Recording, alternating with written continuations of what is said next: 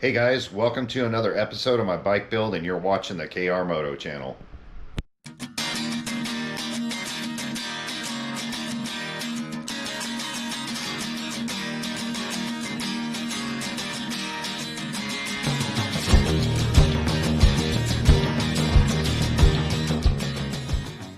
I kind of got a little sidetracked on what I was doing.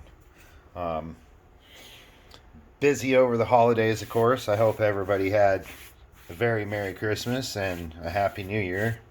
And hopefully this year will be a lot better than last year's, that's for sure. But um, I was going to do a video on adjusting the valves on my bike, but I kind of got sidetracked with these carburetors because I took them apart and they have been sitting in the box for about a year and a half now. And if you notice over here on this carburetor, the float is just ate up to shit right here. And I mean, these are pretty bad. So the springs in there don't seem too bad.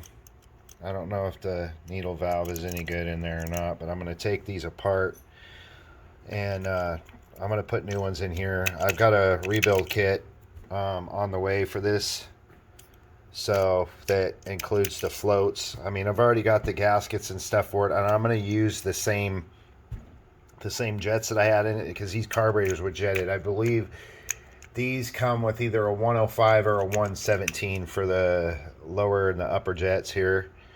And I don't want to mess with any of the adjustments yet on here. I might take, this is right here, this whole rod right here is to my choke. And this as well, I mean, the rubbers seem okay. They're turning okay in there. But I probably am going to have to order some new ones in there. I'm going to clean all this stuff out. But I'm trying to avoid having to mess with the adjustments for now. That way I can get the bike. I know these carburetors were running and they ran pretty good. I mean, I don't see how that float was really messed up right there, but the springs seem to be okay in here. Maybe that was a little weak. This one also, but I got sidetracked on this. I cleaned my tank out because when the guy painted it, I detoxed, or he detoxed the outside. I cleaned the inside of it out. He did the inside as well. There was a little bit of rust in there, and basically all I did was the old school method. I took, what was it? Let me see here. I don't know where they went, but I took a little box of 100. Actually, they're right here. I counted them all. I took these, bought these from Home Depot, and I stuck these in the tank, and you can see that they're kind of dirty, and I just shook the tank up real good. Until I am ready to do anything with the tank, fill it up with gasoline. I'm going to fill it up with another old school method, use white vinegar, because of course vinegar has its own acidities in it. So when I get these all done, I'm going to fill the tank up and I'm ready to run the bike with the vinegar. Let it sit in there for 24 hours.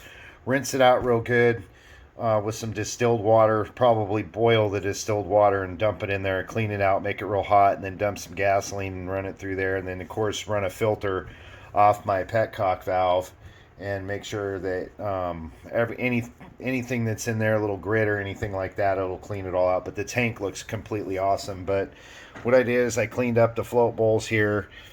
I need to get the little seals that go around here for the carburetor bowls in here, but I cleaned these up as well. They look pretty good. I mean, they were pretty clean anyways because I drained all the oil out, or all the gasoline out of them. And so, I mean, they're all pretty clean. I might go ahead and order these all new OEM with the seals on them just so I have them, but it comes with the carburetor kit. So I'm waiting for that to come, and then I might pick up some of these. But basically that's all I did, is I just kind of cleaned out the tank, and that's all I've had time for, and to mess around with the carburetor. So I'm just going to pop off all these floats, take them out, check these. Down inside the carburetor here, I think all the diaphragms are pretty good. I mean, that one feels really good, and it's nice and smooth. I did, let's see if I can get my camera down in here. I did clean these out with carburetor cleaner first. I mean, the carburetor was pretty nasty, but you can see as well in here. But I'm going to check the diaphragms just to make sure that I don't need them. And they're a really expensive OEM. So hopefully I can get, you know, hopefully I can get something for them if in case. Oh, my finger's in the way.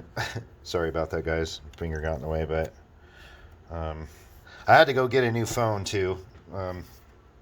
So I'm doing the video on my new phone just to check and see if the video comes out. Video quality is supposed to be awesome on these new 20s. It's a Samsung 20s or some shit like that, but anyways. But you can see what they did here.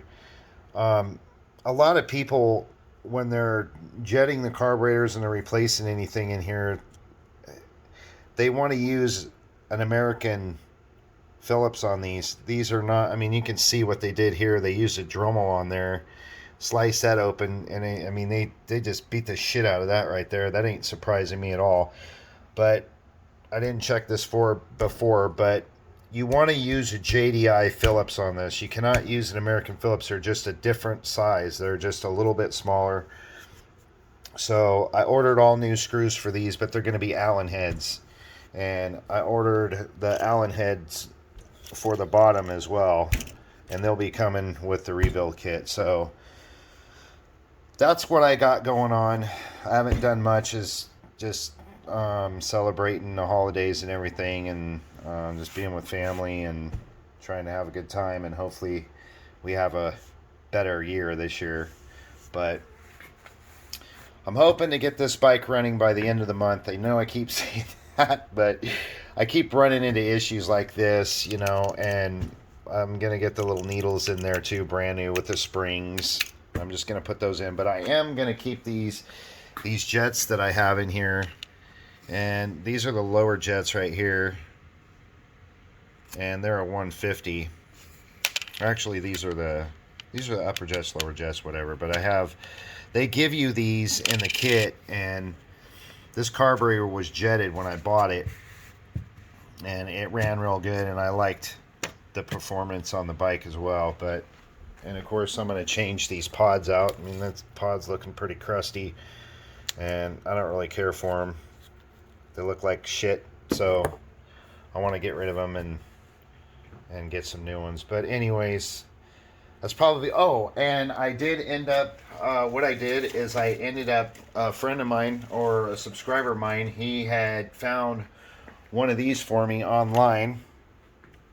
And I went ahead and ordered it. I think I ordered it for... I think it was for $50. It was off the same bike as mine. And my float, as you guys know was bad on mine.